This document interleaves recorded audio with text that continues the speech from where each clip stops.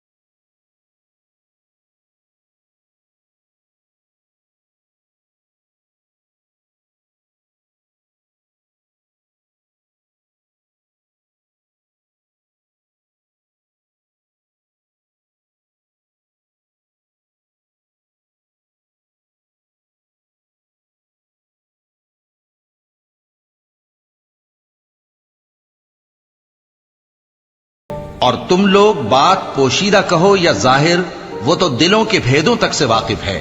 क्या जिसने पैदा किया वो इल्म नहीं रखता?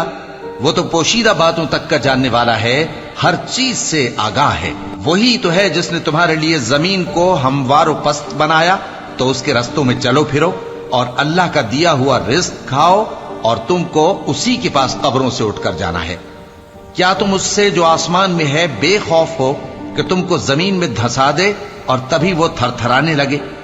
क्या तुम उससे जो आसमान में है निडर हो कि तुम पर कंकर भरी हवा छोड़ दे? सो तुम अनकरीब जान लोगे कि मेरा डराना कैसा रहा। और जो लोग इनसे पहले थे उन्होंने भी झुटलाया था, सो देख लो कि मेरा कैसा अजाब हुआ। क्या इन्होंने अपने ऊपर परिंदों को नहीं देखा जो परों को फैलाए रहते हैं और उनको सुकेड़ भी लेते हैं?